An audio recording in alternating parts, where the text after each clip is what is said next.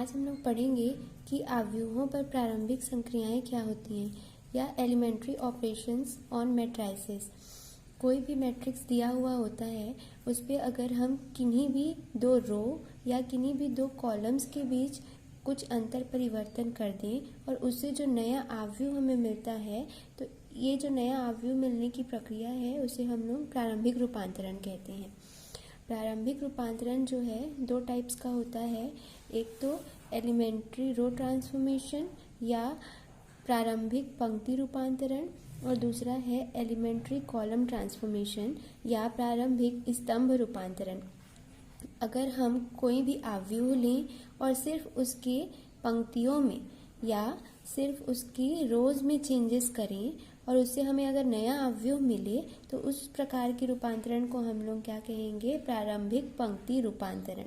और यदि हम किन्हीं भी दो अवयव को लें और उनके केवल कॉलम्स के बीच रूपांतरण करें, तो उस तरह की अवयव, उससे जो नया अवयव मिलेगा उसको हम लोग कहेंगे प्रारंभिक पंक्ति रूपांतरण या एलिमेंट्री कॉलम ट्रांसफॉर्मेशन। आगे हम लोग इसको एग्जाम्पल से समझते हैं। पंक्ति रूपांतरण देखते हैं। हम लोग किसी भी अवयव में 3 पंक्ति रूपांतरण लगा सकते हैं। ये जो है 3 प्रकार के होते हैं। सबसे पहला है RIJ। आपको पता है कि हम लोग किसी भी रो को R से डिनोट करते हैं और उस अवयव के सारे रो का कलेक्शन जो है I से और सारे कॉलम्स का कलेक्शन जो है वो J से डिनोट करते हैं। तो यहाँ पे RIJ का मतलब है कि R रो में I नंबर का रो और J नंबर के रो के साथ परिवर्तन हो रहा है। अगर कहीं भी हम लोग प्रारंभिक रूपांतरण RIJ लगाते हैं, इसका मतलब है कि उस अवयव के I नंबर के रो और J नंबर के रो पे हम लोग क्या कर रहे हैं? रूपांतरण लगा रहे हैं। RIJ मतलब I तथा J पंक्तियों के अंतर परिवर्तन से जो हमें रूपांतरण प्राप्त होता है, उसे हम लोग RIJ से डिनोट करते हैं। अगर एग्जाम्पल के लिए समझें, हम लोग देखें कोई अवयव ले लें।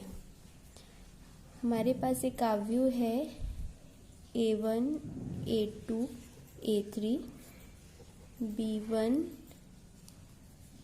B2 B3 C1 C2 C3। अब हम लोग इस अवयव पे रूपांतरण R12 लगाते हैं। ठीक है, इसका मतलब क्या है कि इस अवयव में ऐसा रूपांतरण करना है कि फर्स्ट जो रो है और सेकंड रो है उसमें रूपांतरण हो जाए, यानी कि पहला जो पंक्ति है वो दूसरे में आ जाए और दूसरा जो पंक्ति है वो पहले में आ जाए। तो R12 लगाने के बाद इस दिए गए अवयव में R12 लगाने के बाद हमारा मैट्रिक्स कैसे हो जाएगा? फर्स्ट रो का सेकंड में और सेकंड रो का फर्स्ट में। तो ये हो जाएगा B1 B2 B3। Second row first में आ गया और फर्स्ट रो सेकंड में, यानी A1 A2 A3। और थर्ड रो में कोई चेंजेस नहीं आएंगे क्योंकि हमें सिर्फ 1 और 2 में लाने हैं, इसलिए ये हो जाएगा C1 C2 C3।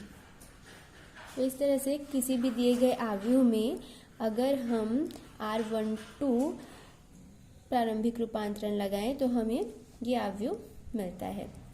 तो इसी तरह से हम लोग यहाँ पे I का नंबर और J का नंबर चेंज करके अवयव में बहुत सारे चेंजेस ला सकते हैं। किन्हीं भी दो पंक्तियों या के बीच हम लोग जो है परिवर्तन ला सकते हैं। अगर यहाँ पे R13 लिख दें तो फर्स्ट रो और थर्ड रो के बीच चेंजेस आएंगे।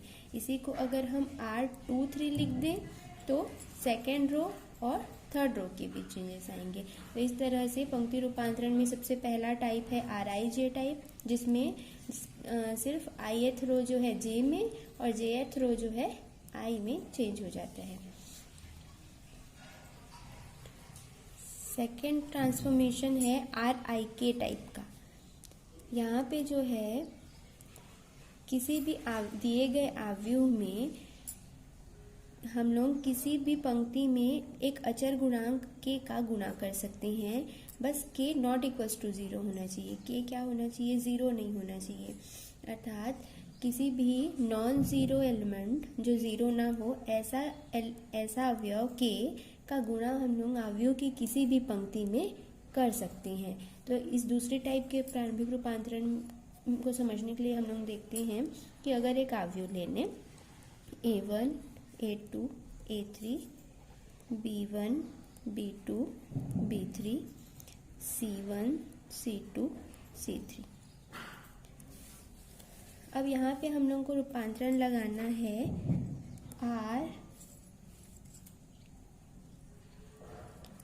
R1, 2। इसका मतलब क्या है, RI, यहाँ पे I जो है रो का नंबर डिनोट करता है। यहाँ पे क्या लिखे हैं I की जगह हम लोग 1। इसका मतलब ये है कि दिए गए अवयव के पहले रो में या पहली पंक्ति में चेंजेस करना है। क्या चेंज करना है, K का गुणा करना है। K क्या होना चाहिए, नॉट इक्वल्स टू 0, और कोई भी अवयव 0 के अलावा वो कोई भी नंबर हो सकता है। तो यहाँ पे हम लोग के लिए है 2। फर्स्ट रो में आपको क्या करना है, 2 का गुणा करना है इस प्रारंभिक रूपांतरण में। तो हमारा दिया गया अवयव क्या हो जाएगा, 2A1, 2A2, 2A3, B1, B2, B3, C1, C2, C3। तो इस तरह से अगर हम किसी भी दिए गए अवयव में RI के टाइप का प्रारंभिक रूपांतरण लगाएं तो किसी भी अवयव की किसी पंक्ति में हम किसी अचर गुणांक के का गुणा कर सकते हैं। इसी को अगर हम ये कहें कि R3, 5, इसका मतलब क्या है कि इस दिए गए अवयव के थर्ड रो पे हम लोग को 5 का जो है गुणा करना है। तो इससे हमें क्या अवयव मिलेगा, first row as it is A1, A2, A3, second row B1, B2, B3, और थर्ड रो हमारा हो जाएगा 5C1, 5C2 और 5C3। तो इस तरह से हम लोग 2 टाइप का प्रारंभिक रूपांतरण पढ़ चुके। पहला RIJ, जिसमें किन्हीं भी 2 पंक्तियों का रूपांतरण करना है। दूसरा है RIK, इसमें किसी भी एक पंक्ति में किसी अचर गुणांक के जो 0 ना हो उसका गुणा करना है। अब थर्ड टाइप है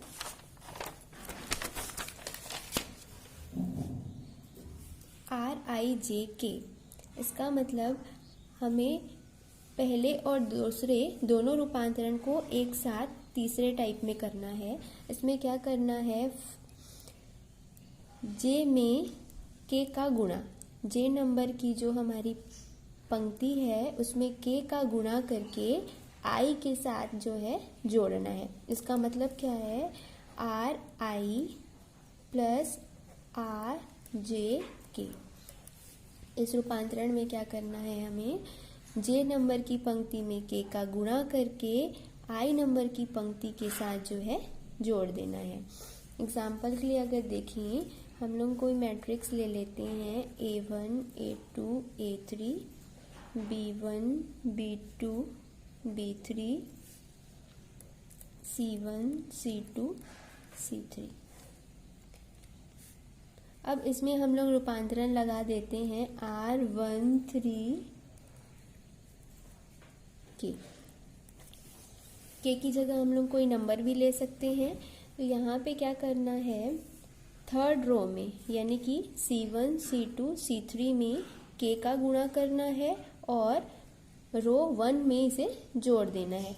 यहाँ पे हमको देखना है कि चेंजेस किस रो में होंगे। अगर ये रूपांतरण लगाएंगे तो चेंजेस जो है जो R के साइड पे जो रो होता है यानी कि ये जो 1 है उसमें सिर्फ चेंजेस होंगे, थर्ड रो पे चेंजेस नहीं होंगे। R1 में चेंजेस करना है यानी कि सिर्फ फर्स्ट रो में चेंज होगा, और उसमें क्या चेंज करना है, R1 में जो है 3 में मतलब थर्ड रो में K का गुणा करके पहले रो के साथ जोड़ देना है। तो यहाँ पे पहले रो पे है A1, A2, A3, third row पे है C1, C2, C3। C1, C2, C3 में K का गुणा किए तो क्या मिलेगा हमें, KC1, KC2 और C3। अब इसी में क्या करना है, हमें सिर्फ फर्स्ट रो में चेंज करना है, क्योंकि यहाँ पे सिर्फ R के बाद जो है 1 दिया है। तो यहाँ से R13 लगाने पे हमारा मैट्रिक्स जो मिलेगा वो कैसे हो जाएगा, A1 plus KC1, A1 plus KC1, A2 plus KC2 और A3 plus KC3। Second row as it is, third row as it is.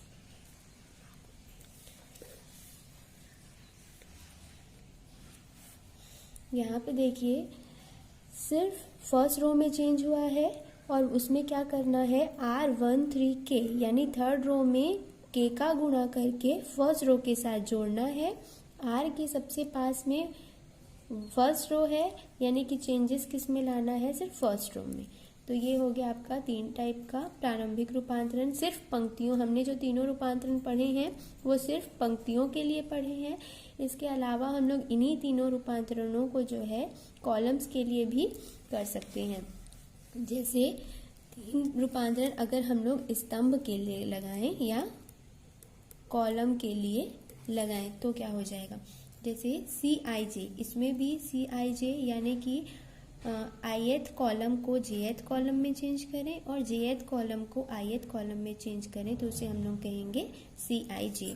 जैसे एग्जाम्पल के लिए A1 A2 A3, B1 B2 B3, C1 C2 C3 दिया गया कोई आव्यूह है।